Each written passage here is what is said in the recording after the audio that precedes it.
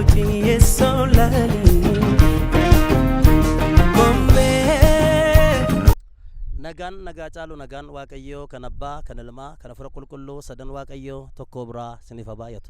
Shalom, akkam jirtu hundumti keessan hordoftoonni miidiyaa kana hordofaa jirtan hunduma keessaniif dabalee nagaan waaqayyoo siniif baay'atu. Aan obboleessa keessan Waaqtolaadha. Oduu gammachiisaa jiraattota magaalaa Finfinnee fi naannoo isheetti argamtan maraaf waldaan amantoota humna du'aa ka'uu Finfinneetti konfiraansii hafuuraa guddaa isiniif qopheessitee jirti. Maarree konfiraansii kanarrattis tajaajiltoota waaqayyoo bara kana dhibee kaasee hedduun isaanii kanarratti hirmaatan yoo ta'u, guyyaa gaafa afur baatii 7 bara 2018 jechuun jimaata dura keenya jiru sa'aatii 10 irraa eegaluun waan gaggeeffamuuf hirmaattuu eebba sagantaa kanaa akka taatan affeeramtanii jirtu.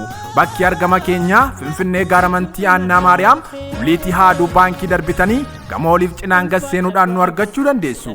Hubadhaa, namoota qaamaan argamuu hin dandeenyeef haala mijeessinee kan jirru yoo ta'u, innis sagantaa kanas karaa tamsaasa kallattii fuula miidiyaa keenyaa Divine TV Itoophiyaa jedhuun Feesbuukii, Tiiktookii, Yuutuubiin waan darbuuf karaa sana follow subscribe gochuun ittiin eebbifamuu dandeessu.